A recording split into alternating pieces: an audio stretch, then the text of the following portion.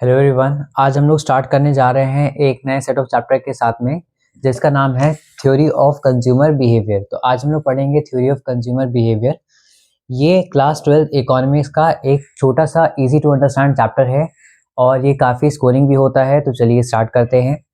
सबसे पहले theory of consumer behaviour में हमको समझना पड़ेगा कि कार्डिनल और ऑर्डिनल यूटिलिटी के बीच का डिफरेंस क्या होता है। उससे पहले हम समझ लेते हैं कि कार्डिनल और ऑर्डिनल वर्ड का मतलब क्या होता है। तो देखिए, कार्डिनल मतलब क्या होता है, जैसे मैथ्स से ये टर्म आया है। मैथ्स में कार्डिनल नंबर्स होते हैं। कार्डिनल का मतलब क्या होता है, जो भी क्वांटिफाइबल है। क्वांटिफाइबल का मतलब क्या हुआ क्लास? क्वांटिफाइबल का मतलब हुआ कि जिसको हम नंबर्स के टर्म्स में एक्सप्रेस कर सकते हैं। तो किसी भी चीज को अगर हम नंबर्स के टर्म्स में एक्सप्रेस कर सकते हैं, जैसे कि 1 2 3 4 एंड सो ऑन, सो इनको हम बोलते हैं कार्डिनल। ऑर्डिनल क्या होते हैं? जिनको हम नंबर्स में नहीं एक्सप्रेस कर सकते, इनको हम जनरली रैंक्स में एक्सप्रेस करते हैं। फॉर एग्जाम्पल, मैंने आपसे पूछा कि बटर स्कॉच आइसक्रीम और वनीला आइसक्रीम, इसमें आपको क्या पसंद है? तो आप इसमें कोई नंबर नहीं बता सकते कि मुझे वेनिला 30 पसंद है, ये 20 पसंद है। कोई ऐसे एब्सोल्यूट पॉइंट नहीं दे सकते। हाँ, आप ये कह सकते हैं कि मुझे वेनिला ज़्यादा अच्छी लगती है या मुझे बटर स्कॉच ज़्यादा अच्छी लगती है। आप अपनी प्रेफरेंस बता सकते हैं। आप उसको रैंकिंग दे सकते हैं, किसी एक को आगे और किसी एक को पीछे। ये होता है ऑर्डिनल। तो आई होप कार्डिनल और ऑर्डिनल के बीच का मतलब आपको समझ में आया होगा। जो कार्डिनल यूटिलिटी है, इस कॉन्सेप्ट को किसने डिराइव करा? इसको डिराइव करा है प्रोफेसर अल्फ्रेड मार्शल ने। और वहीं पे जो ऑर्डिनल यूटिलिटी है, इसको किसने डिराइव करा है? इसे करा है क्लास जे.आर.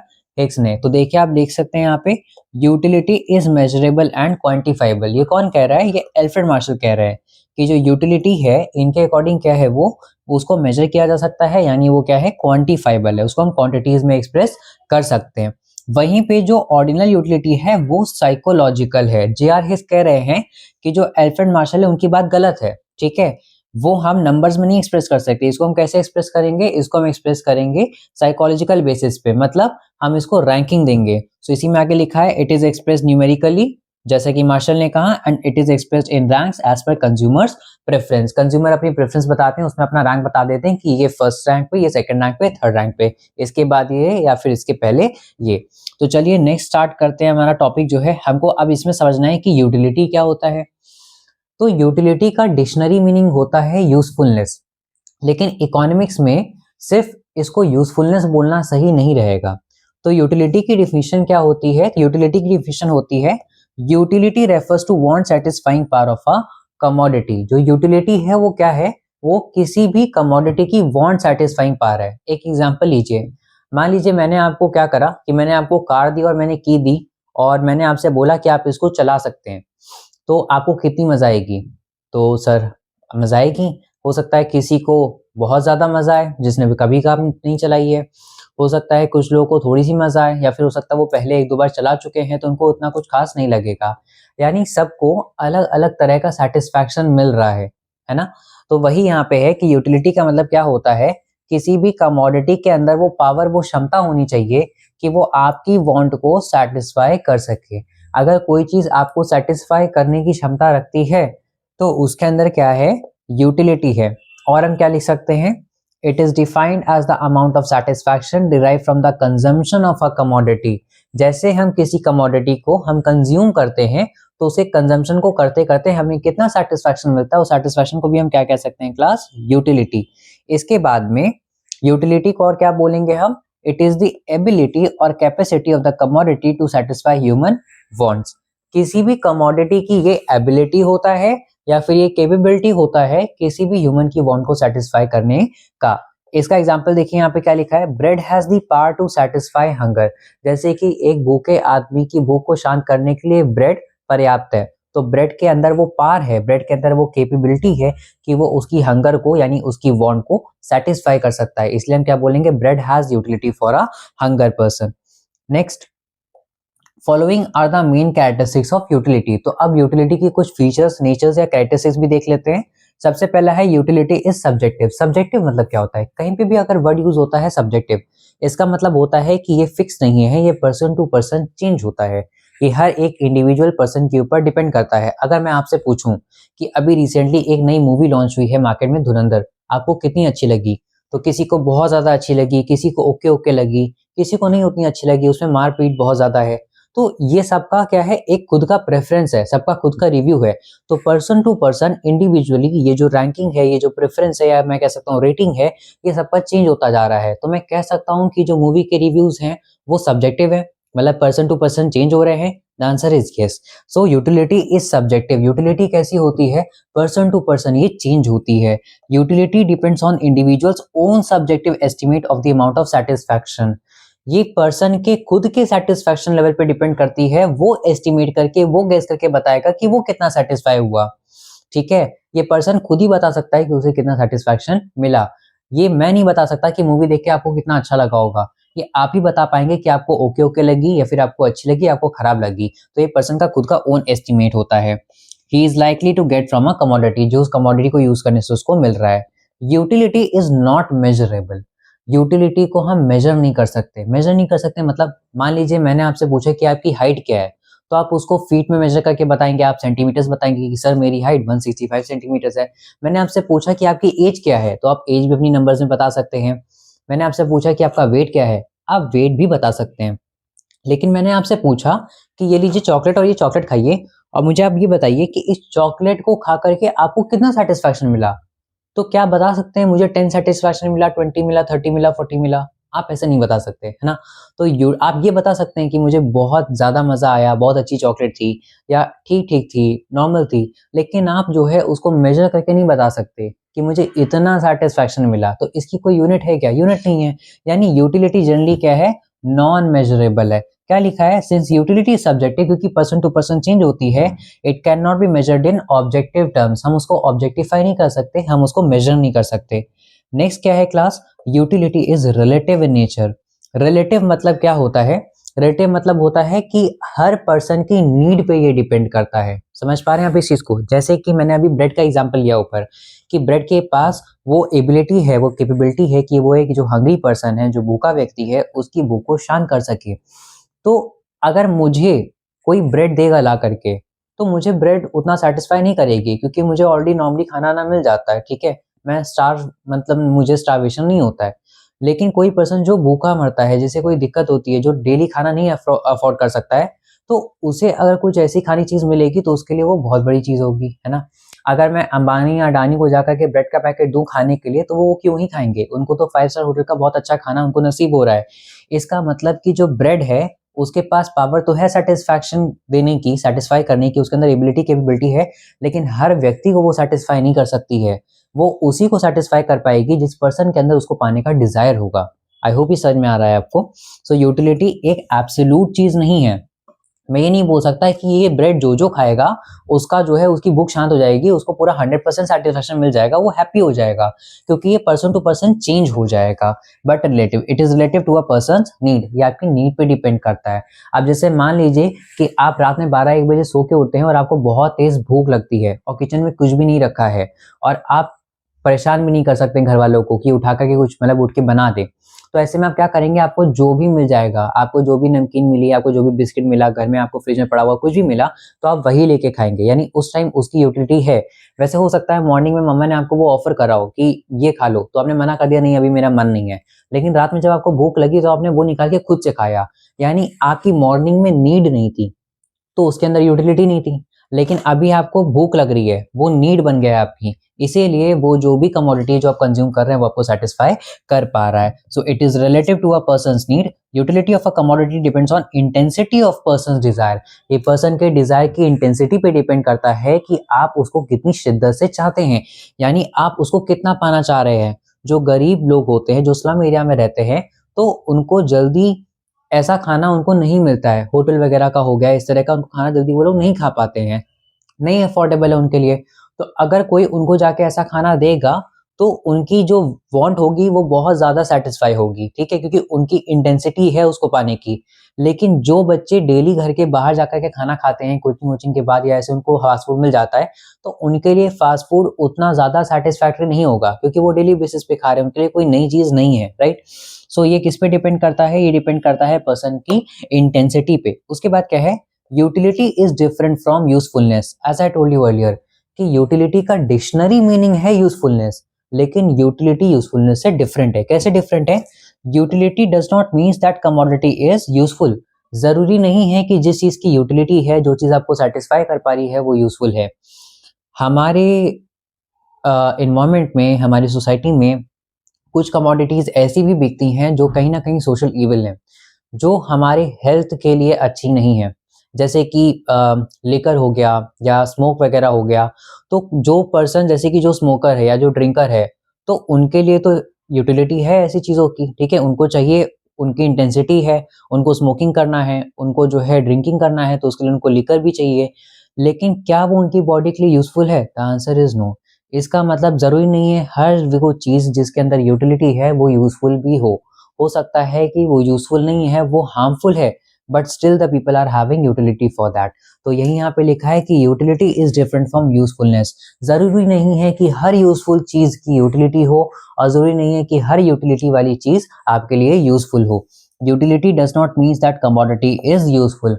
जरूरी नहीं है कि यूटिलिटी वाली चीज यूजफुल है। अ कमोडिटी में possess utility even if it is not useful. जैसे कि मैंने यहाँ पे एग्जांपल लिख रखा है, smoking desire for a smoker. जो एक स्मोकर पर्सन है, उसके अंदर स्मोकिंग डिजायर बहुत ज्यादा होता है। तो अब उसके लिए क्या है कि जो स्मोक वगैरह है वो काफी ज्यादा इंटेंसिटी से उसको चाहिए, तो उसके लिए उस स्मोक में यूटिलिटी है, जबकि वो उसके लिए यूजफुल नहीं है, उसको कहीं ना कहीं हार्म करेगा। Next is devoid of ethical connotation. Devoid का मतलब होता है फ्री, आजाद, ठीक है। एथिकल मतलब क्या होता है? सही। एथिक का मतलब होता है सही या गलत। एथिकल मतलब यहाँ पे जनरली आप लेंगे कि सही की बात हो रही है, और कॉनोटेशन मतलब होता है फीलिंग, ठीक है। किसी भी वर्ड या किसी भी चीज को, इंप्रेशन को देख के आपके मन में जो फील आता है ना, दैट इज कॉनोटेशन। जैसे मैं कह सकता हूँ कि फर्स्ट इंस्टेंस में, प्राइमा फेसी, पहली बार में जो आपको किसी वर्ड को सुन के या किसी चीज को देख के आपको जो फीलिंग आता है, that is connotation. So devoid of ethical connotation, इसका मतलब कि यूटिलिटी क्या है? जब आपको सेटिस्फैक्शन मिल रहा है किसी से, जब आपको मजे आ रहे हैं। तो जब आपको मजे आ रहे होते हैं, जब आपको सेटिस्फैक्शन मिल रहा होता है, तो उस टाइम आपके माइंड में ये नहीं आएगा कि क्या ये सही है या ये गलत है, ठीक है। सही या गलत होने का कॉनोटेशन नहीं आएगा, यानी आपका माइंड उस टाइम फ्री है किस चीज से? सही और गलत जैसी बातों से फ्री हो गया है। So your mind is free, it is devoid of ethical right और wrong connotation means feeling. So your mind is free of right और wrong feelings. Your mind is devoid of ethical connotations. So utility has no ethical, moral or legal connotations. Fine.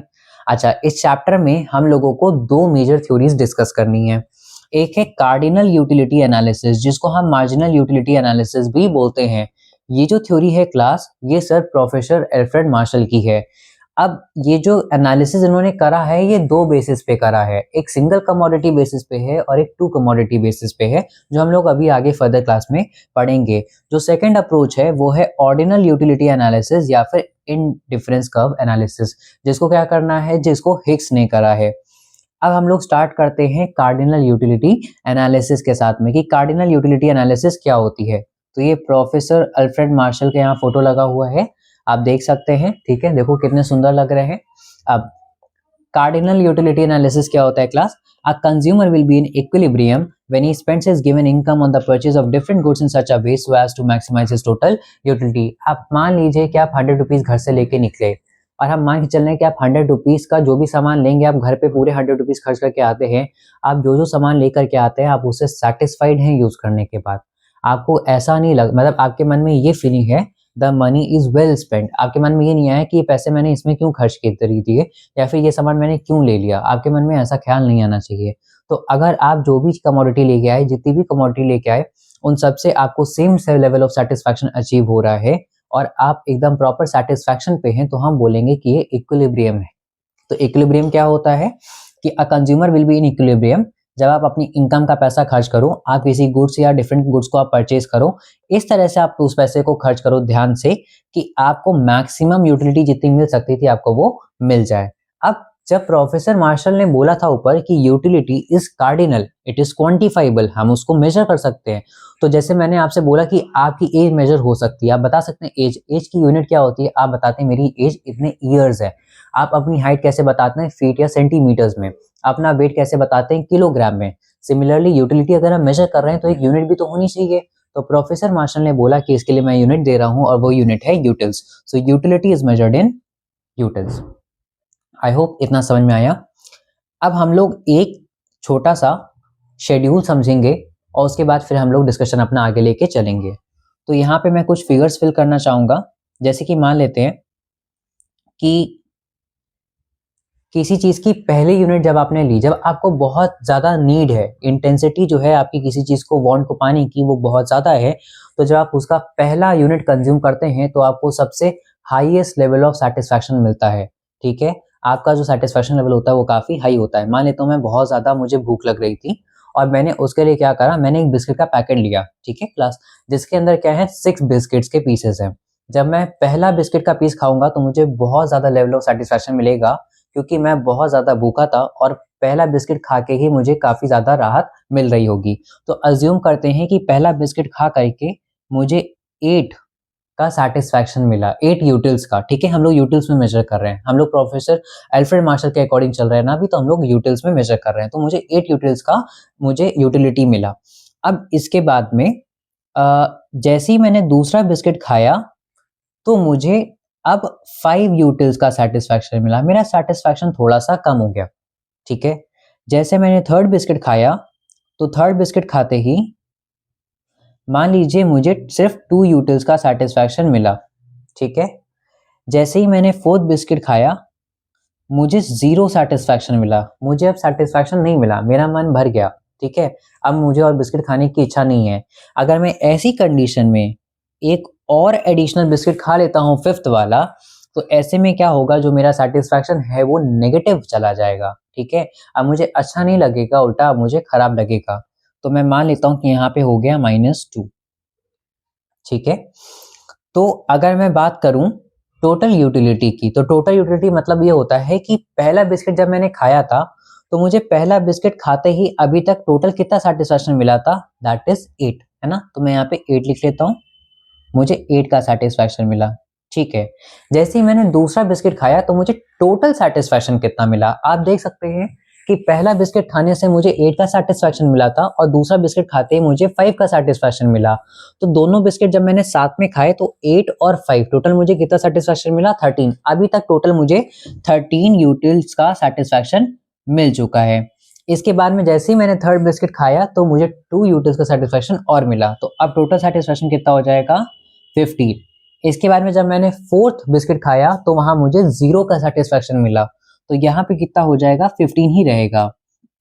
और जैसे ही मैं last biscuit खाऊंगा fifth वाला, तो अब यहाँ पे क्या होगा, 15 - 2 वो 13 हो जाएगा।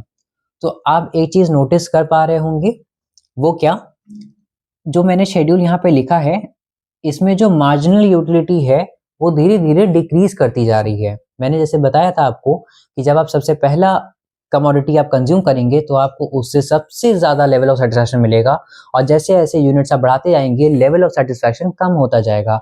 मुझे पहले बिस्किट से 8 यूटिल्स का सेटिस्फैक्शन मिला, मुझे दूसरे बिस्किट से 5 यूटिल्स का सेटिस्फैक्शन मिला, फिर 2 का, फिर 0 का, और फिर नेगेटिव हो गया। तो जो मार्जिनल यूटिलिटी थी वो धीरे धीरे गिरती जा रही थी। तो मार्जिनल यूटिलिटी की हेल्प से हमने टोटल यूटिलिटी कैसे निकाली, हमने क्या करा, इस लेवल पे तो टोटल 8 ही था, मुझे जब सेकंड लेवल पे चाहिए था तो इसके ऊपर के जितने थे मैंने सब ऐड कर दिए, तो 8 + 5 यहाँ पे आया, इसी तरह 8 + 5 + 2 यहाँ पे आया, 8 + 5 + 2 + 0 यहाँ पे आया, एंड सो ऑन। यही है। क्या मैं कह सकता हूँ कि टोटल यूटिलिटी जब मुझे यहाँ निकालनी थी 1th टर्म पे फर्स्ट प्लेस पे, तो ये सिर्फ m1 थी। जब मुझे सेकंड प्लेस में निकालनी थी तो मैं कह सकता हूँ कि m1 ये वाली और m2 मतलब mu है, ये मार्जिनल यूटिलिटी 1 और मार्जिनल यूटिलिटी 2 दोनों को ऐड करा। जब मुझे थर्ड यूनिट की निकालनी थी तो मुझे marginal utility 1 plus marginal utility 2 और मार्जिनल यूटिलिटी 3 मुझे तीनों को ऐड करना पड़ा। इसी तरह m1 m2 m3 m4 यहाँ चारों को ऐड करना पड़ा, और इसी तरह यहाँ पे मुझे पांचों मार्जिनल यूटिलिटीज को ऐड करना पड़ा। तो अगर मान लीजिए जैसे मुझे फिफ्थ का निकालना था, फिफ्थ वाले का, तो मुझे 5 MUs ऐड करने पड़े, मुझे फोर्थ का निकालना था, मुझे 4 MUs ऐड करने पड़े। अगर मैं शेड्यूल बहुत लंबा बनाता और मैं आपसे पूछता कि मुझे बताइए कि 27th यूनिट का मैं कैसे निकालूंगा टोटल यूटिलिटी, तो आप क्या बोलते, sir m1 m2 m3 m4 करते करते करते करते आप m27 तक क्या कर लीजिए, आप ऐड कर लीजिए, यही तो बोलते हैं आप। इसका मतलब मैं कह सकता हूं कि अगर मुझे nth टर्म तक का टोटल यूटिलिटी निकालना है तो मैं m1 m2 ऐसे ऐड करता जाऊंगा, कब तक करता जाऊंगा, nth टर्म तक, mu मतलब मार्जिनल यूटिलिटी के nth टर्म तक। आई होप इसमें कोई डाउट नहीं है। अच्छा, अगर मैं टोटल यूटिलिटी की जो फिगर्स हैं उसको मैं गायब कर दूं, सॉरी, मैं अगर मार्जिनल यूटिलिटी की फिगर्स को गायब कर दूं, तो क्या अब हम लोग टोटल यूटिलिटी की हेल्प से मार्जिनल निकाल सकते हैं? द आंसर इज यस, बिल्कुल निकाल सकते हैं आराम से। जैसे टोटल यूटिलिटी पहले यूनिट को कंज्यूम करते ही टोटल 8 है, यानी सिर्फ 8 का ही मार्जिनल रहा होगा। 2 को मिला के मुझे 13 मिल रहा है, जिसमें पहले वाले से ही 8 मिल गया था, तो मुझे सेकंड वाले से कैसे मिलेगा? मैं क्या करूंगा, मैं 13 से 8 को लेस कर दूंगा। तो जैसे मैं 13 से 8 को लेस करूंगा तो मुझे कितना मिल जाएगा? 5। क्या मैंने सेकंड वाले का MU निकालने के लिए सेकंड वाले TU से फर्स्ट वाला TU लेस करा है? The answer is yes. अब यहाँ पे यहाँ तक 50, यहाँ तक 13 था 8 और 5 का, जो यहाँ की मार्जिनल यूटिलिटी होगी वो इसमें ऐड हुई होगी, तभी तो ये 15 आया है ना। तो अगर मुझे ये वैल्यू निकालनी है तो मैं क्या करूं, जस्ट आगे वाले से उसके पीछे वाला नंबर लेस कर दूं। यानी अगर मुझे थर्ड यूनिट की मार्जिनल यूटिलिटी निकालनी है तो मैं थर्ड नंबर की टोटल यूटिलिटी से सेकेंड नंबर वाली टोटल यूटिलिटी लेस करूंगा। अगर मुझे फिफ्थ यूनिट की मार्जिनल यूटिलिटी निकालनी है तो मैं फिफ्थ नंबर की टोटल यूटिलिटी से फोर्थ नंबर की टोटल यूटिलिटी लेस करूंगा। आप एक पैटर्न नोटिस कर पा रहे होंगे, मुझे जिस भी स्टेप की, जिस भी यूनिट की मार्जिनल निकालनी है, मैं टोटल यूटिलिटी ले रहा हूं उस चीज की, और उससे एक पीछे वाले बैकवर्ड स्टेप की उससे लेस कर दे रहा हूं। सो कैन आई से कि अगर मुझे TU ऑफ 8 निकालना होगा तो मैं MU ऑफ, सॉरी उल्टा हो गया, अगर मुझे MU ऑफ 8 निकालना होगा तो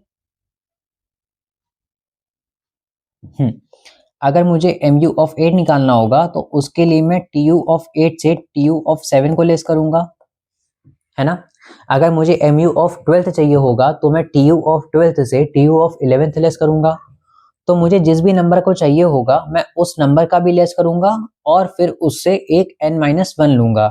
यानी अगर यहाँ पे n होता तो मैं क्या करता, मैं TU ऑफ n से TU ऑफ n-1 लेस कर देता। ये एक जनरल फॉर्मूला बन गया। आई होप इसमें कोई दिक्कत नहीं होगी। ये दोनों आपको चीजें समझ में आई। मार्जिनल मतलब क्या है? मार्जिनल मतलब हर एक स्टेप का, ठीक है, हर एक एडिशनल यूनिट के आने पे आपको कितना सेटिस्फैक्शन में एडिशन हो रहा है, ये होता है हमारा मार्जिनल। और टोटल मतलब क्या होता है? ओवरऑल एग्रीगेट, कि सारी स्टार्टिंग से लेकर के, इनिशियल से लेकर के अभी तक, हिदर टू यानी अभी तक जितनी भी यूनिट्स हैं उन सब के कंजम्पशन से आपको कितना सेटिस्फैक्शन मिला। तो मार्जिनल में जैसे यहाँ पे 8 और 5 आ चुका है तो बचे हुए भी हम निकाल लेते हैं फिगर्स।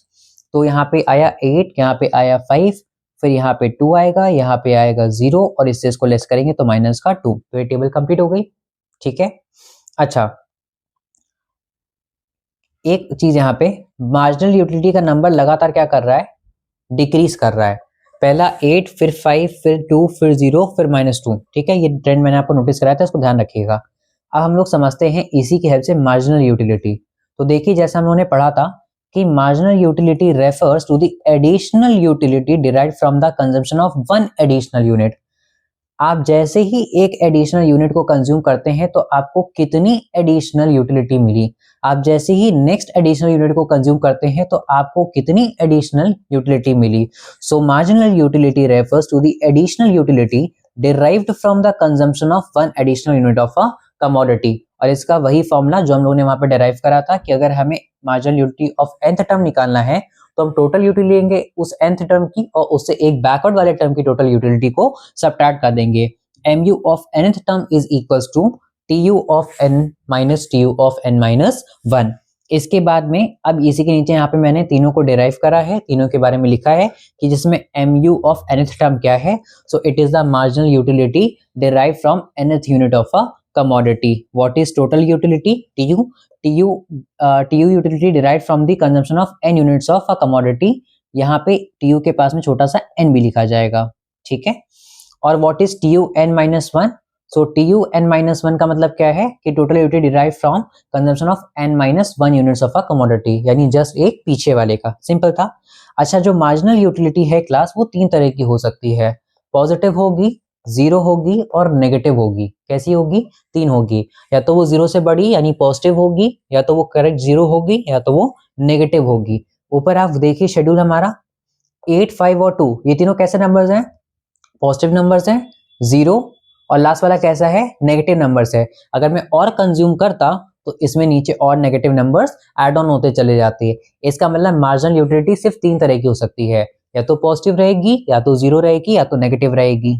इसमें कोई भी दिक्कत आई होप आपको नहीं होगा, ठीक है। अब यहाँ पे एक ग्राफ प्लॉट करते हैं, देखते हैं। जैसे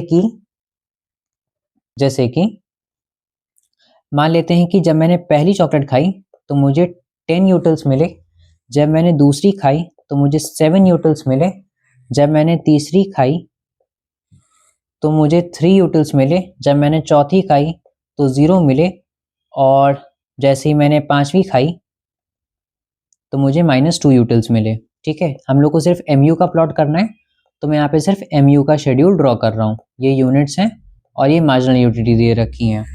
तो पहली यूनिट पे 10 न्यूटल्स का सैटिस्फैक्शन मिला, तो पहली पे 10 का, यानी यहाँ पे आया होगा कुछ। उसके बाद में फिर जब सेकंड मैंने यूनिट कंज्यूम करी तो मुझे 7 न्यूटल्स का मिला, तो यानी कुछ ग्राफ में सेकंड पे यहाँ पे आया होगा 8 और 6 के पास में, यहाँ कहीं पे ऐसे आया होगा 7th वाला। तो इसका पॉइंट जो है वो ये हो गया। उसके बाद में जब मैंने थर्ड खाया तो मुझे 3 न्यूटल्स का मिला, यानी यहाँ पे आया होगा थर्ड यूनिट का 4 और 2 के बीच में 3 पे, तो इसका कुछ यहाँ पे बना होगा। और फिर लास्ट में जब मैंने फोर्थ यूनिट खाई तो वो 0 पहुंच गया, फोर्थ पे 0 और लास्ट में -2। तो इसका जो कुछ ग्राफ है वो 0 से 1 तक पहले ऐसे ऊपर गया होगा, फिर इधर 2 पे, फिर इधर यहाँ पे, इधर 3 पे, फिर 4 के पास 0 पे, और फिर ऐसे। इसका ग्राफ जो है वो थोड़ा सा ऐसे इरेगुलर ही बनाना है आपको, एक शेड्यूल की हेल्प के साथ में। आपको स्ट्रेट लाइन ड्रॉ नहीं करनी है, ठीक है। तो इसका ग्राफ जो है मार्जिनल यूटिलिटी का वो आपको ऐसा ही दिखेगा। तो आप देख पा रहे होंगे कि मार्जिनल यूटिलिटी 0 से जब वो स्टार्ट होता है तो वो एकदम पीक पे होता है, फिर धीरे धीरे गिरता है डिक्रीजिंग रेट से, वो डिमिनिशिंग रेट से वैल्यू गिरती है, एक टाइम पे 0 टच करती है और फिर नेगेटिव हो जाती है। आई होप समझ में आया। अब इसी में अगर मैं यहाँ पे टोटल यूटिलिटी बना देता हूँ, तो पहला 10, फिर 17, फिर 20, फिर 20, फिर 18। अब जरा टोटल यूटिलिटी पे आइए। देखिए टोटल यूटिलिटी क्या होता है। Total utility refers to the total satisfaction derived by the consumer from the consumption of a specific quantity of a commodity. कह रहा है किसी कमोडिटी की एक स्पेसिफिक क्वांटिटी, मतलब एक लिमिटेड क्वांटिटी यानी एक स्पेसिफाइड क्वांटिटी जब एक कंज्यूमर कंज्यूम करता है तो उसको वो पूरी क्वांटिटी खाने के बाद या कंज्यूम करने के बाद, यूज करने के बाद कितना सेटिस्फैक्शन मिलता है, उसके टोटल एग्रीगेट को हम बोलते हैं टोटल यूटिलिटी। और हम लोगों ने ऊपर यहाँ पे शेड्यूल में देखा था कि टोटल यूटिलिटी कैसे निकल रहा था। यहाँ पे सिर्फ M1 था, यहाँ M1 प्लस M2 था, यहाँ M2 प्लस M3 था, M1 M2 M3, यहाँ पे M1 M2 M3 M4 था। तो ऐसे करते करते मैंने बताया था अगर मुझे 27 सम का निकालना होगा तो मैं कैसे निकालूंगा, M1 plus M2 plus M3 plus M4 plus करते करते M27 टर्म्स तक। तो देखिए जरा टोटल यूटिलिटी में क्या लिखा हुआ है। Total utility can be computed as the sum total of marginal utilities. सारी मार्जिनल यूटिलिटीज, जिस टर्म का आप जिस यूनिट का निकालना है उस यूनिट तक की सारी मार्जिनल यूटिलिटीज को आप ऐड कर दीजिए और आपको क्या मिल जाएगा, उस कमोडिटी का टोटल यूटिलिटी मिल जाएगा। सो दस टोटल यूटिलिटी क्या हो जाएगा, आप MU, MU2, MU3, MU4 करते जाइए कब तक आपको जिस भी n टर्म का निकालना है उस n टर्म तक के आपको मार्जिनल यूटिलिटीज को ऐड करना होगा। आई होप आपको समझ में आया। यहाँ पे टोटल यूटिलिटी का ग्राफ प्लॉट करना है हम लोगों ने। जैसे कि अभी एग्जांपल लेते हैं कि जब मैंने पहली क्वांटिटी मैंने जब कंज्यूम करी तो अज्यूम करते हैं कि मुझे सेटिस्फैक्शन मिला था, उसमें कितने का सेटिस्फैक्शन मिला था, मुझे 10 का सेटिस्फैक्शन मिला था, है ना। तो मुझे पहली क्वांटिटी से अज्यूम करते हैं मुझे यहाँ पे 10 का सेटिस्फैक्शन मिला, तो ग्राफ यहाँ पे आया। उसके बाद फिर जैसे दूसरी खाई तो मुझे 7 का और मिला, तो 17 हो गया, फिर वो दूसरे पे 17 हो गया। उसके बाद में जैसे तीसरी चॉकलेट खाई तो फिर वो बढ़ करके ग्राफ कहाँ पहुंचा था, वो पहुंच गया था 20 पे, मुझे 3 का और सेटिस्फैक्शन हुआ, तो थर्ड नंबर पे फिर ये आ गया 20 पे। उसके बाद में थर्ड से फोर्थ में 0 का है, यानी ये कांस्टेंट रहा यहाँ पे, तो मैं इसको अलग लाइन से ड्रॉ करना चाहूंगा। यहाँ पे ये कांस्टेंट रहा 3 से 4, इसमें बढ़ा नहीं है, ये उसी लेवल पे आगे प्रोसीड हुआ है। और फिर बाद में जब नेगेटिव हुआ तो ये नीचे फॉल हो गया, ठीक है। तो ये किस चीज का ग्राफ है, ये टोटल यूटिलिटी का ग्राफ है। आई होप आपको ये ग्राफ समझ में आया, ठीक है। सबसे पहले ये इंक्रीज हुआ, ये ऊपर ही झुक रहा है, मतलब ऊपर ही जा रहा है और ग्रो करते करते फिर एक पॉइंट पे ये नीचे आने लगा। आप नोटिस करिए कि जिस पे 0 मार्जिनल यूटिलिटी था वहां पे ग्राफ जो है वो उतना पोर्शन में जो कांस्टेंट है वो हाईएस्ट पॉइंट है ग्राफ का, है ना, उसके ऊपर ग्राफ नहीं गया है। तो क्या मैं कह सकता हूं कि जब मार्जिनल यूटिलिटी 0 होता है तो टोटल यूटिलिटी अपने हाईएस्ट पॉइंट पे होता है।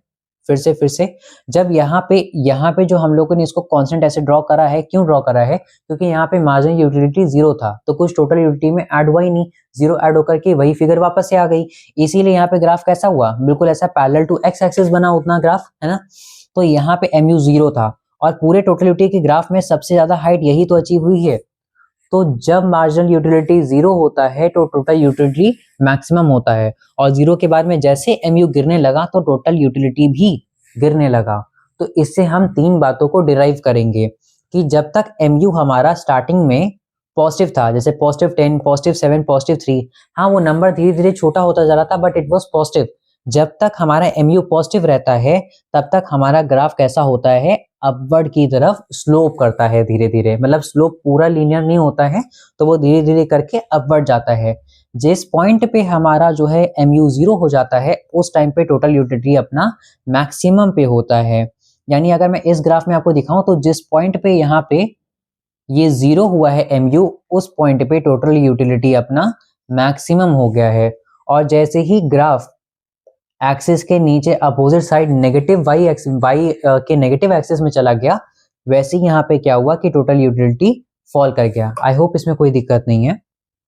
इसके बाद में अब यहीं से हमको निकालना है relationship between total and marginal utility. तो टोटल यूटिलिटी और मार्जिनल यूटिलिटी बीच में क्या डिफरेंस होता है, क्या रिलेशनशिप होती है, हम लोगों ने डिफरेंस तो देख ही लिया, समझ भी लिया दोनों क्या होते हैं, क्या रिलेशनशिप होता है वो देखते हैं। When total utility is increasing at decreasing rate, कह रहा है जब वो धीरे धीरे वैल्यू से बढ़ रहा था तब MU कैसा था, MU पॉजिटिव था, है ना। जब यहाँ पे ग्राफ में शेड्यूल में देखिए आप, जब TU बढ़ रहा था तब MU पॉजिटिव था, वो धीरे धीरे बढ़ रहा था। 10 से डबल होके 20 नहीं हुआ, कम बढ़ा 17, फिर 17 से फिर से 7, पहले 10 से 17 में 7 इंक्रीज हुआ, फिर से 7 इंक्रीज होके वो 24 नहीं बना, अब वो सिर्फ 20 रहा, है ना। तो वो बढ़ तो रहा है लेकिन वैल्यू भी छोटी होती जा रही है। पहले यहाँ से इतना ही जंप आया, फिर और जंप थोड़ा सा कम हो गया, तो वो धीरे धीरे करके बढ़ रहा है और वैल्यू गिरती जा रही है, बढ़ने वाली जो ग्रोथ की वैल्यू है वो कम होती जा रही है। तो it is increasing but at a decreasing rate. When MU was increasing at a decreasing rate, तब वो जो है मतलब जब TU इंक्रीज होता है डिक्रीजिंग रेट पे, तब MU धीरे धीरे पॉजिटिव था, वो अपने जो है 0 की तरफ रीच कर रहा था। तो यहाँ पे वही लिखा है कि जब टोटल यूटिलिटी इंक्रीज कर रहा था डिक्रीजिंग रेट से, तब मार्जिनल यूटिलिटी डिक्रीज तो कर रहा था, उसका ग्राफ डिक्रीज तो कर रहा था, मार्जिनल यूटिलिटी का ग्राफ डिक्रीज तो कर रहा था, गिर तो रहा था, लेकिन वो पॉजिटिव था। एक्सिस के ऊपर होता है तो पॉजिटिव, एक्सिस के नीचे होता है तो नेगेटिव, तो वो पॉजिटिव था। जैसे ही टोटल यूटिलिटी मैक्सिमम पहुंचता है तो मार्जिनल यूटिलिटी उस टाइम पे क्या हो जाता है, 0, हम लोगों ने ग्राफ में देखा। और फिर जैसे ही टोटल यूटिलिटी डिक्रीज करता है, जैसे ही टोटल यूटिलिटी के ग्राफ की जो पीठ थी वो झुक गई थी, तो वहां पे मार्जिनल यूटिलिटी क्या हुआ था, नेगेटिव होना स्टार्ट हो गया था।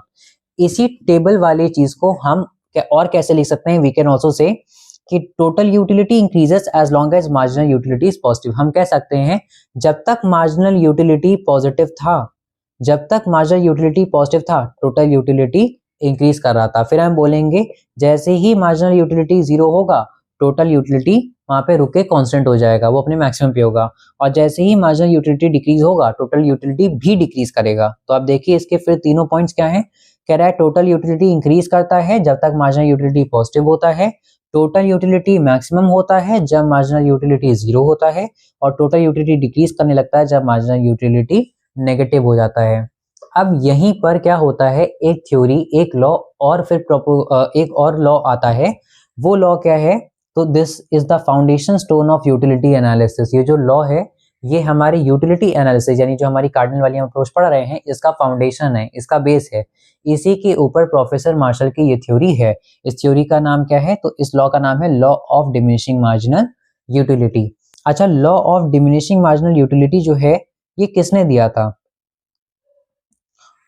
तो ये जो law of diminishing marginal utility है, ये इसको प्रोपाउंड तो किसी और पर्सन ने किया था, बट वो प्रॉपर सिस्टमाइज्ड और फॉर्मुलेटेड नहीं था, वो थोड़ा सा कह सकते हो आपकी अनऑर्गेनाइज्ड था। तो प्रोफेसर अल्फ्रेड मार्शल जो थे, उन्होंने क्या करा, उन्होंने उसको प्रॉपर सिस्टमाइज्ड फॉर्मुलाइज करा और फिर उसको उन्होंने जिस तरह से आज हम लॉ ऑफ डीएमयू को पढ़ते हैं उस तरह से हमको उन्होंने प्रेजेंट करा। तो अगर आपसे पूछा जाए कि law of diminishing marginal utility किसने दिया था, तो आपको ये ध्यान रखना है कि ये प्रोफेसर अल्फ्रेड मार्शल ने ही दिया था। ठीक है, ये प्रोफेसर अल्फ्रेड मार्शल ने दिया था। अब देखते हैं law of diminishing marginal utility है क्या। तो देखिए, आप इसी वाले शेड्यूल को 2 मिनट फिर से देखिए। क्या पहली क्वांटिटी को कंज्यूम करने के बाद दूसरी क्वांटिटी से मुझे सेम सेटिस्फैक्शन मिला? नहीं, मेरा सेटिस्फैक्शन कम हो गया। मुझे जो मार्जिनल सेटिस्फैक्शन मिल रहा था वो कम हो गया। जैसे मैंने एक और कमोडिटी खाई वो और कम हो गया, जैसे और कंज्यूम करा वो और कम हो गया, वो और कम हो गया, और ये सीरीज चलती रहेगी। बस यही लॉ है, कुछ इसमें रॉकेट साइंस नहीं है, बस सिंपल सा ही लॉ है। सिम लॉ में यही लिखा है, एक बार रीड कर लेते हैं।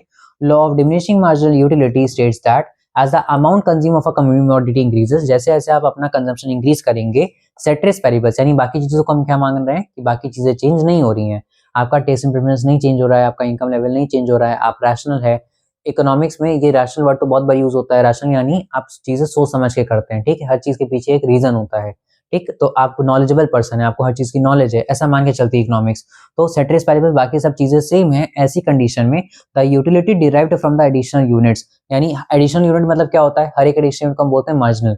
तो कह रहा है जो भी आप एडिशनल यूनिट यानी जो भी आप एक मार्जिनल यूनिट कंज्यूम कर रहे हैं उससे आपको जो भी मार्जिनल यूटिलिटी मिल रही होगी वो डिक्रीज करती जाएगी। उसका नंबर क्या है, जो भी हम क्योंकि नंबर क्यों यहाँ पे ले पा रहे हैं, नंबर तो वैसे होता नहीं है क्योंकि यूटिलिटी मेजर नहीं हो सकती है, बट प्रोफेसर अल्फ्रेड मार्शल की थ्योरी के अकॉर्डिंग हम उसको यूटिलिटी में मेजर कर सकते हैं। तो इसलिए हम लोग यहाँ पे नंबर्स लेके चल रहे थे। तो उन्होंने बोला कि जो मार्जिनल यूटिलिटी है ये डिक्रीज करती जाएगी, ठीक है। इसके बाद में as more and more units are consume, जैसे जितना ज्यादा हम उसको कंज्यूम करते जाएंगे, intensity of our desire decrease, हमें और अब उसको पाने की जो वांट थी वो कम होती जाएगी। अगर जैसे कि मुझे कुछ खाने का मन था, मेरा मान लो पिज्जा खाने का मन था बहुत ज्यादा, तो बहुत ज्यादा इंटेंसिटी थी, तो मैंने उसको ऑर्डर मैंने ऑनलाइन बुक कर दिया। जब वो पिज्जा मेरे पास में आ गया तो अब जैसे मैंने पहला बाइट लिया तो ऑर्डर करने से पहले जितनी इंटेंसिटी थी मेरे अंदर और मेरा एक बाइट खाने के बाद जो इंटेंसिटी है उसमें चेंज आ चुका है। मुझे जैसे कमोडिटी कंज्यूम करने को मिल गया तो मुझे थोड़ा सेटिस्फैक्शन मिल गया और वो जो मेरा डिजायर था वो थोड़ा सा कम हो गया, ठीक है। जैसे जैसे मैं पूरा पिज्जा खाते खाते खत्म की करने के पॉइंट पे पहुंचूंगा वैसे वैसे मेरी इंटेंसिटी एकदम खत्म होने लगेगी। तो वही यहाँ पे कह रहा है कि जैसे जैसे more units of a commodity are consume the intensity of a desire decreases, हमारी इंटेंसिटी उसको पाने की चाहत गिरने लगती है, therefore utility derived also decreases, इसीलिए जो हमको सेटिस्फैक्शन मिल रहा है वो भी गिरने लगा। आपको जब किसी चीज को चाहिए, आपको वांट है ना, उसकी इंटेंसिटी बहुत हाई होगी, तो जब आपको मिलेगा तो बहुत ज्यादा सेटिस्फैक्शन होगा। और जैसे जैसे आपको वो जो है रेगुलर बेसिस पे मिलने लगेगा, यानी आप उसको कंज्यूम कर लेंगे, आप उसको यूज करेंगे, तो अब आपकी इंटेंसिटी कम होने लगेगी, अब आपकी वांट कम होने लगेगी। जब आपकी वांट कम होने लगेगी तो आपका सेटिस्फैक्शन भी कम होने लगेगा। अच्छा, इस लॉ में हमें कुछ अजम्पशन भी लेके चलने पड़ते हैं। देखिए, दो चीजें होती हैं, एक होता है लॉ, एक होता है प्रिंसिपल। लॉ बना ही अजम्पशंस के ऊपर होता है, यानी जब हम किसी भी लॉ को पढ़ते हैं तो उसमें अजम्पशंस जो है वो दहेज में उसके साथ आ रहे होते हैं। जो अजम्पशन का मतलब क्या है कि हम कुछ चीजें मान के चल रहे हैं कि वो चेंज नहीं हो रही होंगी, तभी ये लॉ काम कर रहा है। अगर एजम्पशन चेंज होने लगे, मतलब जिन चीजों को हमने अज्यूम कर रखा है चेंज नहीं होंगे, अगर वो अजम्पशंस चेंज होने लगे, वेरिएबल हो गए, तो फिर हमारा लॉ फेल हो जाएगा। All units are identical and standard, तो कह रहा है कि सारी यूनिट्स आइडेंटिकल है और स्टैंडर्ड है। आइडेंटिकल मतलब क्या होता है, आइडेंटिकल आप पढ़ चुके हैं मार्केट चैप्टर में जहां पे था होमोजीनियस प्रोडक्ट। आइडेंटिकल मतलब क्या होता है कि सेम साइज हो, शेप हो, वेट हो, सब कुछ सेम सेम हो, है ना। तो यहाँ पे कह रहा है अल्फ्रेड मार्शल, जैसे कि मान लेते हैं मेरे एग्जाम्पल में मैंने 6 बिस्किट खाए, है ना, 6 बिस्किट के पीसेस खाए, तो वो 6 के 6 बिस्किट के पीसेस का कलर, उनका टेस्ट, उनका साइज, उनका वेट और उनका डिजाइन सब सेम होगा। ऐसा नहीं है कि जो मैं 6 बिस्किट के पीसेस खा रहा हूँ, एक पार्ले जी का है, एक बाउंस बिस्किट है, एक हाइड एंड सीक है, और ऐसे करके अलग अलग क्रीम व्रीम वाले करके ऐसे टोटल 6 अलग अलग है। नहीं नहीं नहीं, सारे 6 के 6 क्या होने चाहिए, आइडेंटिकल होने चाहिए। The next word in it is standard. Standard मतलब कि एक, मतलब ये नहीं कि जैसे कि मान लेते हैं मैंने बोला कि मुझे बहुत प्यास लग रही थी तो मैंने कोल्ड ड्रिंक पी, तो कोल्ड ड्रिंक का एक स्टैंडर्ड लेके आई है। ये नहीं कि मैंने 2 घूंट कोल्ड ड्रिंक पी कि किसी अपने फ्रेंड के बॉटल से ले ली, या मैंने 1 चम्मच पी, ऐसा नहीं होगा। मतलब या तो आपने 15 रुपीज वाली छोटी बॉटल ली, 250 ml वाली जो आती है, या फिर आपने जैसे मतलब एक बॉटल ऑफ वाटर हो गया, है ना। तो ऐसे करके एक स्टैंडर्ड अमाउंट होना चाहिए, ठीक है। आई होप आप समझ पा रहे हैं। पहली बात तो जो भी आप कमोडिटी लगातार कंज्यूम कर रहे हैं वो पूरा आइडेंटिकल होना चाहिए, सेम होना चाहिए, और दूसरा स्टैंडर्ड होना चाहिए, ठीक है, उसकी क्वांटिटी एक थोड़ी सी फिक्स्ड होनी चाहिए। तो आपको मैंने यहाँ पे ये दोनों पॉइंट समर्ज कर दिए हैं, आप उसको अलग अलग लिख सकते हैं। तो आपके 5 पॉइंट्स बन जाएंगे। लास्ट वाले पॉइंट में मैंने 2 चीजें ऐड कर रखी हैं, तो ये आपके ऐसे 5 बन जाएंगे। All units are identical, point 1, and all units are standard, point 2। Point 3 क्या है? Consumption is continuous. अच्छा, हम मान के चल रहे हैं कि लगातार बैठ के ये मैं 6 बिस्किट खा रहा था, इसीलिए खाते खाते खाते खाते मेरी इंटेंसिटी कम होने लगी, मेरा डिजायर उसके लिए कम होने लगा, और फिर मेरा सेटिस्फैक्शन जो यूटिल्स में आ रहा था वो भी कम होने लगा। ऐसा नहीं मानूंगा कि मैंने 2 बिस्किट मॉर्निंग में खाए थे और फिर 2 बिस्किट मैंने रात में खाए, फिर 2 बिस्किट मैंने अगली सुबह खाए, ऐसे नहीं लेंगे, वरना फिर तो ये लॉ काम ही नहीं कर पाएगा। जब आप कंटिन्यूसली किसी को कंज्यूम करेंगे ना, तो फिर आप उससे उबने लगेंगे, आपकी उसको जो वांट होगी पानी वाली, वो डिजायर जो होगी, वो इंटेंसिटी कम होने लगेगी। अगर आप बीच में ब्रेक ले लेंगे तो वो इंटेंसिटी फिर से अक्यूमुलेट हो जाएगी। इसीलिए यहाँ पे हम अज्यूम कर रहे हैं कि कंजम्पशन कैसा है? कॉन्टिन्यूअस है, and there is no change in taste and no change in taste and preference लिख सकते हैं, या फिर नो चेंज इन टेस्ट। आपके हैबिट, आपके टेस्ट एंड प्रेफरेंस में कोई चेंज नहीं आ रहा है, हम ऐसा अज्यूम कर रहे हैं, तभी ऊपर सेट्रिस पैरिबस लिखा था पैरा में। And prices of substitutes, prices of substitutes मतलब क्या है कि हम मान के चल रहे हैं कि जो इसके सब्स्टिट्यूट गुड्स होंगे, जो इसी की तरह और हमारे लिए जो है in place of that use हो सकते थे, उनका प्राइस चेंज नहीं हुआ है। हो सकता है कि अगर उनका प्राइस बढ़ गया तो मुझे इसके लिए फेवरेबिलिटी आ जाएगी कि वो तो महंगा हो गया है तो मैं यही कंज्यूम करूंगा। तो मेरे थोड़ा मतलब साइकोलॉजी वाला पोर्शन है ना, तो माइंड में हो सकता है कि थॉट आ जाए कि अब वो तो अफोर्ड नहीं कर सकते, या फिर वो अब नहीं लेना है, वो तो बेकार हो गया, काम करते हैं इसी से काम चलाना, तो अब यही अच्छा है। तो अगर ऐसा कुछ आया तो थोड़ा सा यूटिलिटी का जो शेड्यूल आ रहा है उसमें थोड़ा सा कहीं ना कहीं ऑल्टरेशन आ जाएगा। इसीलिए यहाँ पे क्या है, हमने 5 अजम्पशंस लिए हैं क्लास। पहला अजम्पशन क्या लिया हमने कि जितने भी गुड्स हैं वो सारे आइडेंटिकल होंगे। दूसरा अजम्पशन आपने लिया कि वो सारे स्टैंडर्ड होंगे। तीसरा अजम्पशन आपने लिया कि उसमें जो भी कंजम्पशन आप करेंगे वो कॉन्टिन्यूअस होगा। फिर फोर्थ आपने अजम्पशन क्या लेके रखा है कि टेस्ट में चेंज नहीं होगा, और लास्ट आपने करा है कि सब्स्टिट्यूट गुड्स का प्राइस चेंज नहीं होगा। तो आई होप यहाँ तक आपको कोई दिक्कत नहीं है। नेक्स्ट हमारा पॉइंट आता है कंज्यूमर इक्विलिब्रियम। तो पहले समझते हैं कि कंज्यूमर इक्विलिब्रियम क्या होता है। A consumer will be in equilibrium when he spends his income on the purchase of different goods and services so as to maximise his total utility. क्या मतलब है इसका? इसका मतलब कि आपके पास जितनी भी इनकम है आप उसको इस तरह से खर्च करिए, आप अलग अलग तरह के सामान इस तरह से खरीदिए कि आप जब सामान लेकर के आए तो आपको सबसे सेम लेवल ऑफ सेटिस्फैक्शन मिले। जैसा मैंने बोला था कि your money should be well spent, है ना। आपको बिल्कुल मैक्सिमम जितना सेटिस्फैक्शन मिल सकता है आपको उतना मिले। आपको ये नहीं लगे कि मैंने 3 लेस के पैकेट क्यों ले लिए, मुझे लेस के 3 नहीं लेने चाहिए थे, मुझे कुरकुरे का 1 लेना चाहिए था इसी जगह। ऐसा नहीं, आपको कहीं ना कहीं सबसे सेम लेवल ऑफ सेटिस्फैक्शन मिल जाना चाहिए। तो अगर ऐसा हो रहा है then you are at equilibrium. Equilibrium is the ideal position towards which consumer will like to move. हर कंज्यूमर क्या पाना चाह रहा है? इक्विलिब्रियम पाना चाह रहा है, यानी मैक्सिमम सेटिस्फैक्शन पाना चाह रहा है अपने हार्ड अर्न मनी को खर्च करके, सामान को परचेज करके। अब इसमें यहाँ पे हम कुछ अजम्पशंस लेंगे, तो देखते हैं क्या क्या अजम्पशन ले रखे हैं। ठीक है, पहला है कंज्यूमर इज रैशनल। हम मान रहे हैं कि कंज्यूमर जो है वो एजुकेटेड है, उसके पीछे हर डिसीजन के पीछे कुछ रैशनल है, उसको नॉलेज है। Utility is cardinal. एक कार्डिनल है। कार्डिनल क्या होता है? कार्डिनल मतलब क्वांटिफाइबल, है ना, जो नंबर के टर्म्स में मेजर हो सके। चैप्टर की स्टार्टिंग में हम लोगों ने कार्डिनल पढ़ा था, कार्डिनल और ऑर्डिनल। कार्डिनल का मतलब क्या है? हम मान के चल रहे हैं कि यूटिल्स में मेजर कर सकते हैं।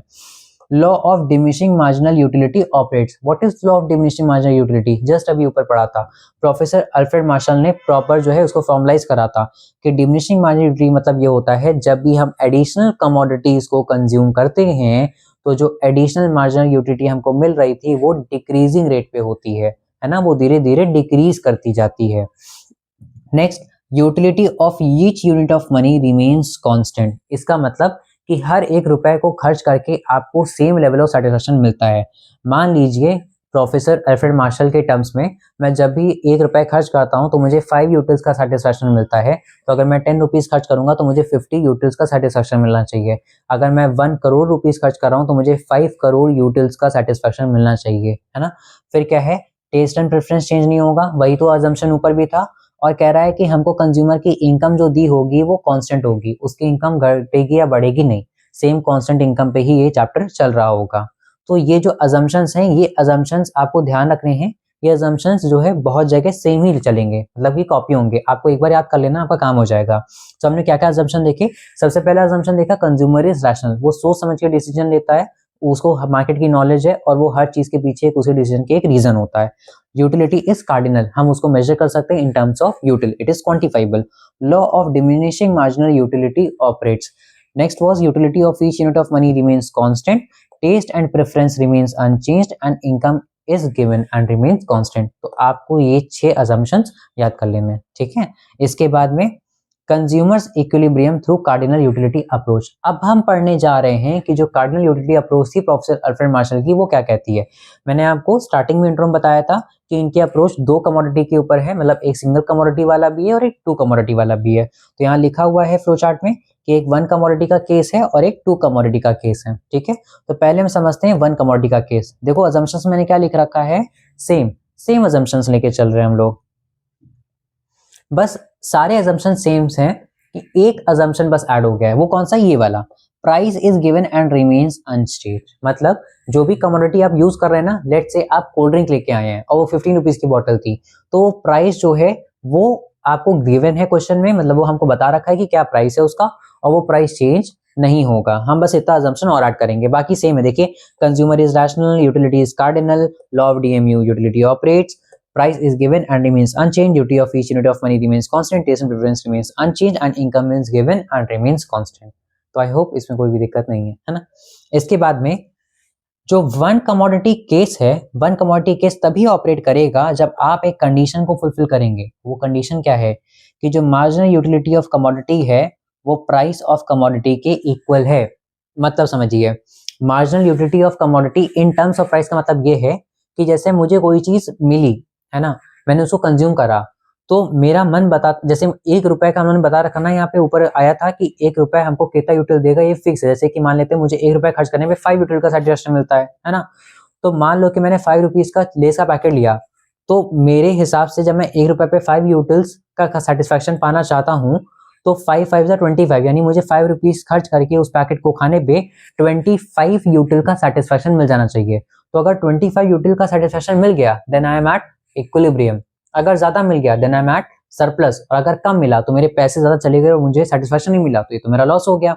तो 3 ही कंडीशन होती है, या तो आप सरप्लस पे होंगे, या तो आप लॉस पे होंगे, या तो आप इक्विलिब्रियम पे होंगे। तो ये कब होता है, MUX का मतलब है कि आप कितना पैसा कहीं ना कहीं उसको देने के लिए रेडी थे, आप कितना खर्च करना चाह रहे थे, मतलब जितना आपने खर्च करा और जो भी प्राइस था वो कहीं ना कहीं सेम होना चाहिए। तो देखते हैं इसको इस शेड्यूल की हेल्प से। कह रहा है सपोज 1 रुपी गिव्स 2 यूटिल्स। मान लीजिए कि 1 रुपए आपको 2 यूटिल का सेटिस्फेक्शन देता है and price of commodity is 3। जो आप चीज खरीदने जा रहे हैं उसका प्राइस 3 है।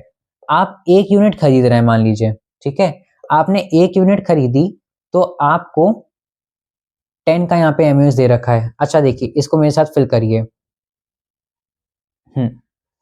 विलिंग टू पे, MUM का मतलब क्या है कि आप कितना पैसा पे करना चाह रहे हैं। अब मेरी बात समझिएगा, आपको यहाँ पे कितना सेटिस्फेक्शन मिल रहा है, एक कमोडिटी पे 10 का सेटिस्फेक्शन मिल रहा है ना, और आप 1 रुपए कब देते हैं जब आपको 2 सेटिस्फेक्शन मिलता है, 2 यूटिल का। तो 10 सेटिस्फेक्शन के लिए, 10 यूटिल के लिए आप कितना पैसा खर्च करना चाहेंगे। अगर आप 2 यूटिल सेटिस्फाई होने के लिए, 2 यूटिल का सेटिस्फेक्शन पाने के लिए 1 रुपए खर्च करने के लिए रेडी रहते हैं, तो 10 यूटिल्स के लिए कितना करना चाहेंगे, 5। कॉमन सेंस कि अगर 2 यूटिल्स का सेटिस्फेक्शन पाने के लिए आप 1 रुपए खर्च कर देते हैं, तो 10 यूटिल्स का सेटिस्फेक्शन पाने के लिए आप 5 रुपए खर्च करेंगे, है ना। तो यहाँ पे क्या फिगर आएगी, 5। आप यहाँ पे 5 रुपए खर्च करना चाहते हैं इस हिसाब से कि 5 रुपए खर्च करेंगे, हर 1 रुपए पे 2 यूटिल का सेटिस्फेक्शन हमको मिलना ही चाहिए, तो 5 2 10 यूटिल का सेटिस्फेक्शन जो यहाँ मिल रहा है। दूसरा देखिए 8 सेटिस्फेक्शन मिल रहा है, तो 8 सेटिस्फेक्शन मिलने के लिए कितने रुपए खर्च करना चाहोगे। अगर आप 1 रुपए 2 यूटिल्स के सेटिस्फेक्शन पे खर्च करते थे, तो 8 यूटिल के सेटिस्फेक्शन के लिए आप 4 रुपए खर्च करना चाहेंगे। आप 4 विलिंग टू पे हैं। सिमिलरली यहाँ पे 6 वाले में 3, 4 वाले में 2, 2 वाले में 1, फिर 0 वाले में 0। जब हमको सेटिस्फेक्शन नहीं मिला तो हम पैसे क्यों खर्च करेंगे, 0 रुपीज, है ना। अच्छा PX प्राइस क्या था, हम लोगों ने पढ़ा था प्राइस कांस्टेंट रहेगा, वो चेंज नहीं होगा। तो प्राइस कमोडिटी का तब भी 3 था, यहाँ भी 3 था, यहाँ भी 3 था, यहाँ भी 3 था, यहाँ भी 3 था और यहाँ भी 3 था। अब एक चीज आप नोटिस करिएगा, ठीक है, वो क्या कि थर्ड यूनिट पे, है ना, थर्ड यूनिट पे जो MUM है, आप 3 रुपए ही खर्च करना चाह रहे हैं और कमोडिटी का प्राइस भी क्या है, 3। जितना वो सेटिस्फेक्शन आपको देंगी 3 यूनिट्स खाने पे, आप उन टोटल उसके लिए आप 3 रुपए खर्च करना चाह रहे हैं, उसका प्राइस भी 3 है। यानी जितने पैसे आप खर्च करने चाह रहे हैं, आपको उतने ही पैसे जो है आपसे मांगे गए हैं, आपको उतना ही पे करना है। तो ये क्या है, इक्विलिब्रियम, कि किसी चीज को पाने के लिए मेरी जितनी इच्छा है पैसे खर्च करने की, उतने ही पैसे मेरे खर्च होने वाले हैं। ₹3 मुझसे लिए जाएंगे और मैं ₹3 देने के लिए ही रेडी था। तो ये क्या है, ये इक्विलिब्रियम है। आई होप आपको समझ में आया। तो इक्विलिब्रियम कैसे हमें मिलता है, जितना पैसा आप खर्च करना चाह रहे हैं, the amount of money which you are willing to pay, it should be equal to your price. तो इसका कंडीशन क्या था ऊपर, MUX is equals to PX। ये आपको याद करनी है कंडीशन, ठीक है। आई होप इसमें आपको कोई भी दिक्कत नहीं होगी। अब इसके बाद में यहाँ पे हमको ग्राफ बनाना है इसी का, ठीक है। तो देखते हैं MUX और PX का हमें ग्राफ बनाना है। तो देखिए जरा, ठीक है। तो अब हम यहाँ पे क्या करेंगे, हम ग्राफ को अब यहाँ पे प्लॉट करेंगे। तो नीचे ग्राफ में देखिए, यहाँ पे जो y एक्सिस है ये हमको MUX और PX को डिनोट कर रही है, और नीचे यहाँ पे यूनिट्स हैं। तो आप देख सकते हैं कि एक यूनिट पे आप कितना खर्च करना चाह रहे थे, आप 5 खर्च करना चाह रहे थे, है ना। तो एक यूनिट के लिए आप 5 खर्च करना चाह रहे थे, फिर आप 4 करना चाह रहे थे, फिर आप 3 करना चाह रहे थे, 3 पे 3, और फिर 4 पे 2, और फिर 1, और फिर 0। तो कहीं ना कहीं जो ग्राफ था आपका ये ऐसे जा रहा था। ये किस चीज का ग्राफ है, ये आपका मार्जिनल यूटिलिटी M का ग्राफ है। MUM मतलब विलिंगनेस टू पे, आप कितना पैसा खर्च करना चाह रहे हैं। और प्राइस ऑफ द कमोडिटी क्या था, इट वाज फिक्स्ड। कितना था वो, 3 था। Price of the commodity was fixed at 3, यही था। अब देखिए जिस पॉइंट पे ये यहाँ पे एक दूसरे को इंटरसेक्ट कर रहा है, क्या ये 3 पे ही आ रहा है। तो देखो 3 यूनिट्स पे, और हमारे ग्राफ में भी कहाँ पे आ रहा था, ये 3 पे, है ना। तो ये क्या है, ये है हमारा पॉइंट ऑफ इक्विलिब्रियम। ये है हमारा पॉइंट ऑफ इक्विलिब्रियम, ठीक है। अब आप बात समझिएगा कि प्राइस आप 3 ही पे कर रहे हैं, लेकिन यहाँ पे आपको सेटिस्फैक्शन इस पॉइंट तक का मिल रहा है। तो क्या प्राइस के ऊपर सेटिस्फैक्शन मिल रहा है, द आंसर इज यस। तो इस रीजन को क्या बोलते हैं हम, इस रीजन को बोलते हैं कंज्यूमर सरप्लस। इस रीजन को हम क्या बोलते हैं, इसको बोलते हैं कंज्यूमर सरप्लस। आप सरप्लस पे हैं, ठीक है। और इसी के साथ में ये जो नीचे वाला रीजन है, जहाँ पे आप प्राइस 3 खर्च कर रहे हैं लेकिन आपको सेटिस्फैक्शन उतना नहीं मिल रहा है, इसको हम क्या बोलते हैं, इसको हम बोलते हैं लॉस। कि यहाँ पे आपका क्या हो रहा है, यहाँ पे आपका लॉस हो रहा है, ठीक है। आई होप इसमें आपको कोई भी दिक्कत नहीं है, आपको ये समझ में आया। अब इसके बाद में नीचे देखिए क्या लिखा है यहाँ पे, अ यूटिलिटी मैक्सिमाइजिंग कंज्यूमर। एक कंज्यूमर जो हर एक पाई का हिसाब चाहता है, जो पूरा पैसा वसूल करना चाहता है, जो मैक्सिमम सेटिस्फैक्शन पाना चाहता है, विल बी इन इक्विलिब्रियम। उसके मन को शांति तब मिलेगी, कब, when he purchases that much quantity, जब वो उतनी यूनिट खरीदे कि उस कमोडिटी से मिलने वाला marginal utility of commodity equal it's price. कह रहा है उस कमोडिटी से मिलने वाला जो मार्जिनल यूटिलिटी है यानी MUX, और जो उसका प्राइस है PX, वो इक्वल है। ये तुम्हारी कंडीशन थी। तो इसी कंडीशन को इसने यहाँ पे क्या करा, सेंटेंस फॉर्म में लिखा हुआ है। तो आपको ये कंडीशन याद रखनी है, MUS is equals to PX। अब आता है हमारा 2 commodity case. Now what is 2 commodity case. हम मान के चल रहे हैं कि आप जो है अपनी इनकम 2 जगह खर्च कर रहे हैं, आप 2 कमोडिटी परचेस करके ला रहे हैं। तो आपको कौन सी कमोडिटी ज्यादा और कौन सी कम लेनी चाहिए, या आपको कितना कितना परचेस करना चाहिए कि दोनों से आपको equal level of satisfaction achieve हो। मतलब मान लीजिए, ज्यूम करिए कि आप चिप्स लेने जा रहे हैं और आप बिस्किट लेने जा रहे हैं, तो आपको कितने चिप्स के पैकेट लेने चाहिए और कितने बिस्किट के पैकेट लेने चाहिए कि दोनों से आपको सेम लेवल ऑफ सेटिस्फैक्शन हो। ये हम कहाँ पढ़ेंगे, 2 कमोडिटी केस में। अजम्पशंस क्या हैं, अजम्पशन सेम है इसके जैसे 1 सिंगल कमोडिटी के थे। देख लीजिए एक बार, कंज्यूमर राशन होगा, यूटिलिटी कार्डिनल होगी, लॉ ऑफ डेमी ऑपरेट करेगा, प्राइस हमको दिया होगा वो चेंज नहीं होगा, ईच यूनिट ऑफ मनी हमको कांस्टेंट रहेगी और वो हमको सेम यूटिलिटी देगी। जैसे अभी ऊपर जो हमने शेड्यूल पढ़ा उसमें ₹1 2 यूटिल का सेटिस्फैक्शन दे रहा था। टेस्ट एंड प्रेफरेंस चेंज नहीं होगा और income is given and remains constant. Same assumptions है, आपको एक ही बार याद करना है ना। आपको एक पॉइंट ध्यान रखना है अपने मन में कि जब आप सिर्फ कंज्यूमर इक्विलिब्रियम वगैरह आप ऐसे बताएंगे, लॉ ऑफ डेमी वगैरह बताएंगे, तो जो अजम्पशन आप वहां पे बताएंगे वही आपको आगे कोट करने हैं। बस एक आगे ऐड कर देना है, किसमें, सिंगल कमोडिटी और 2 कमोडिटी के केस में आपको एक और ऐड करना assumption, that is price is given and remain unchanged. बस आपको ये और याद करना है, ठीक है। सारे बाकी अजम्पशन सेम है। यहीं पे आता है law of equi marginal utility, ठीक है।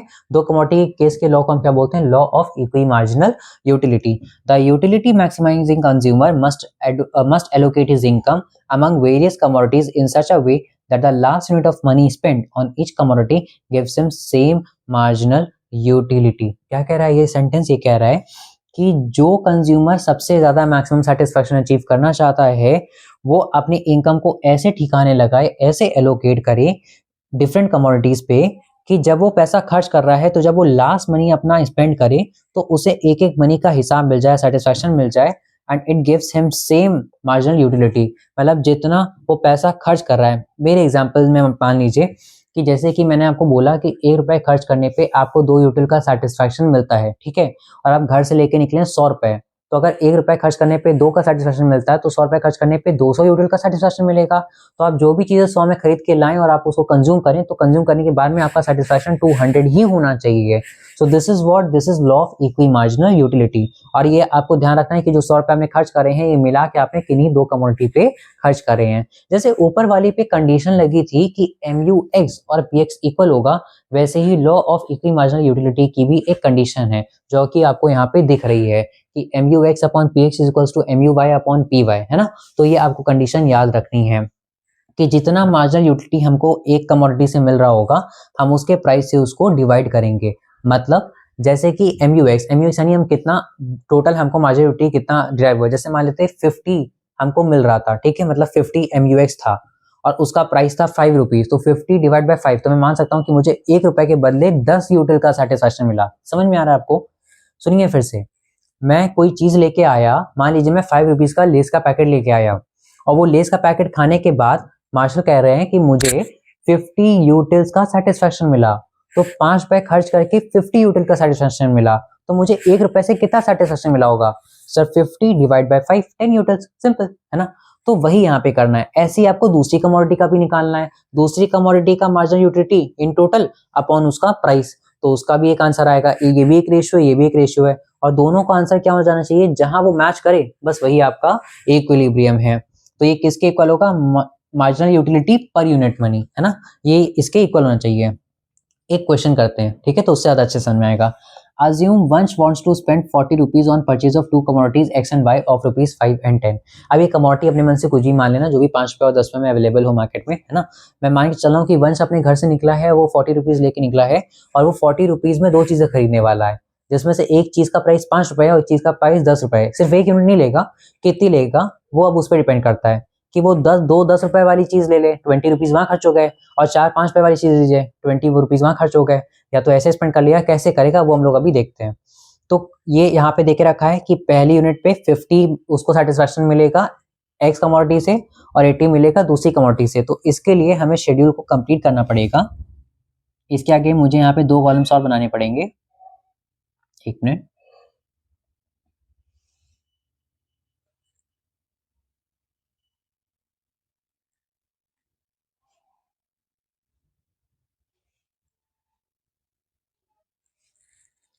ठीक है।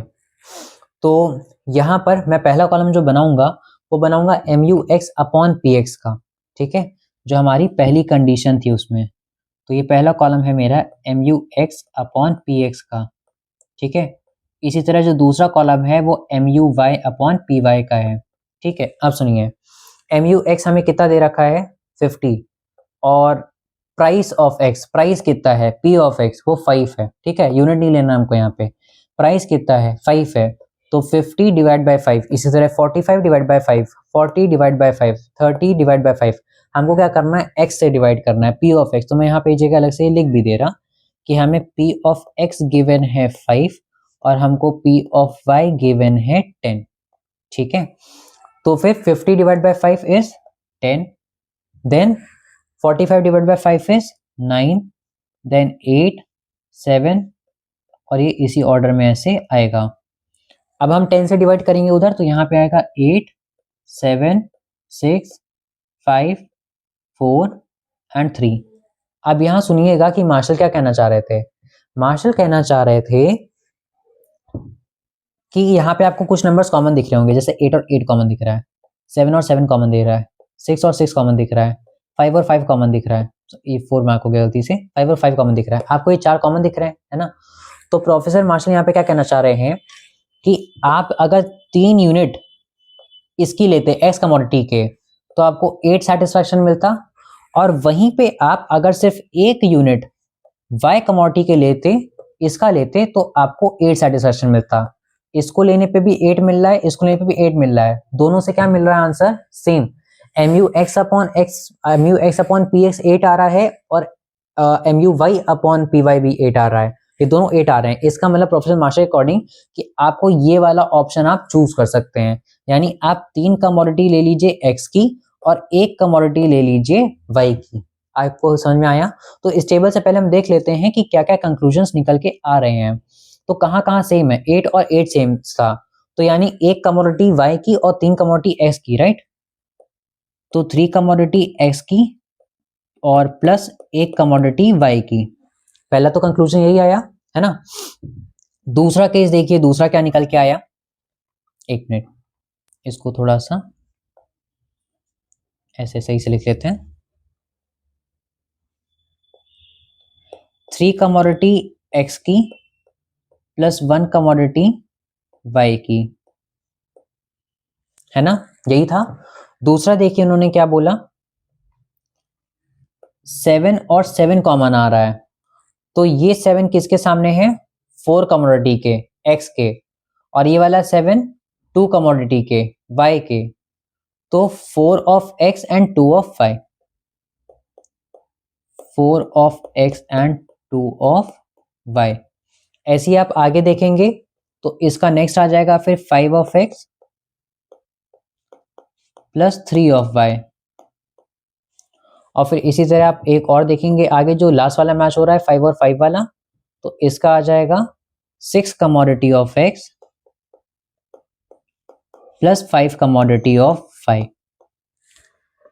अब जरा ये सारे ऑप्शंस नहीं चूज कर सकते हैं, आप देखिए कि अब इनका जो है एस्टिमेट एक्सपेंडिचर कितना निकल के आएगा।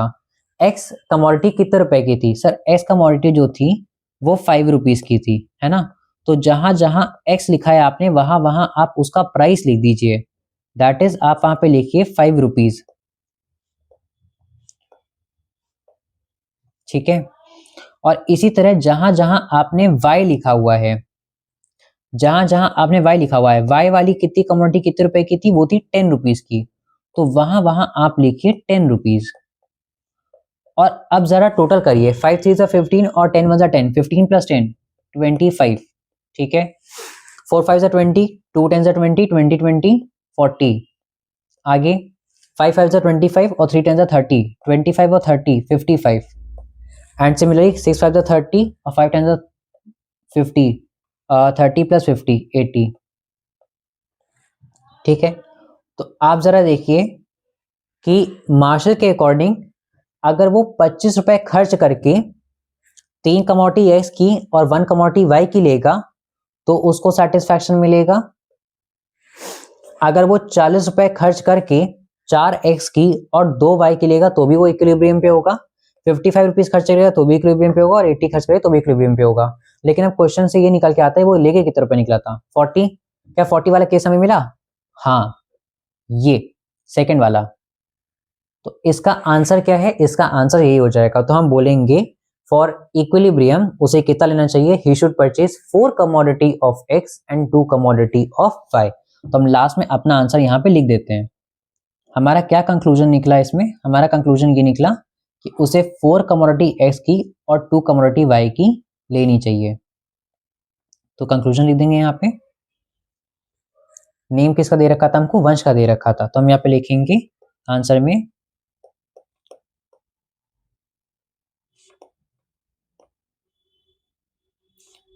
वन शुड कंज्यूम या फिर purchase 4 commodity of x and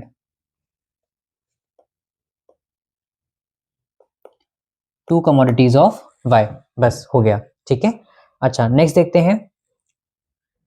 जैसे लॉ में हम लोगों ने बहुत सारे अजम्पशंस ले रखे हैं, तो हर लॉ के लिमिटेशंस भी होंगे फिर। तो देखिए इसके लिमिटेशन क्या है, सब पढ़ने के बाद में यहाँ पे अब लिमिटेशन आया, it is difficult to know utilities of a commodity.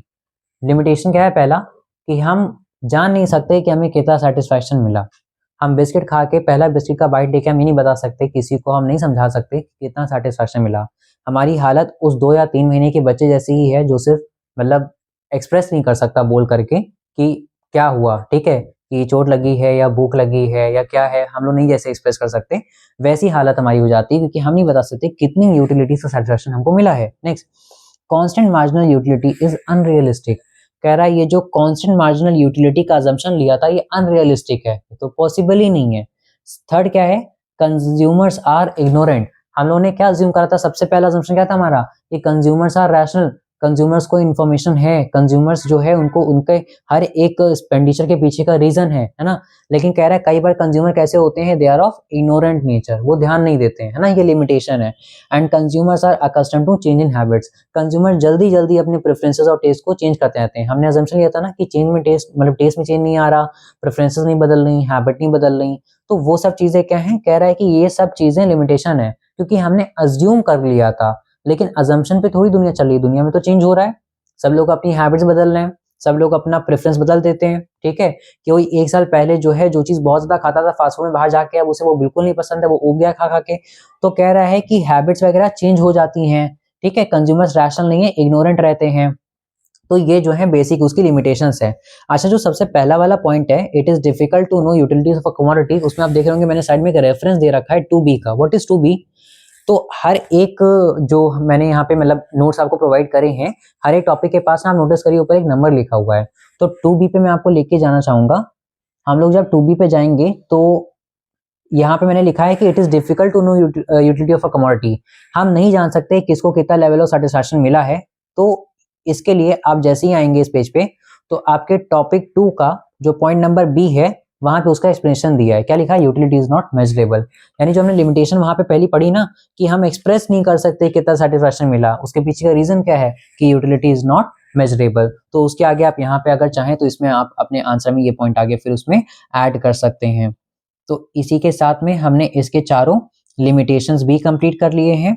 ठीक है, और इन लिमिटेशंस के बाद में हमारा मार्शल का कार्डिनल वाला खत्म हो जाता है। अब हमारा बचता है ऑर्डिनल यूटिलिटी एनालिसिस, जो कि J.R. हिग्स का है। तो ये क्लास यहीं तक, ये हमारे मार्शल कंज्यूमर का जो इक्विलिब्रियम वाला था, इस पोर्शन का ये पार्ट 1 था। पार्ट 2 में हम लोग J.R. हिग्स की थ्योरी पढ़ेंगे। ठीक है, till then take care, good bye.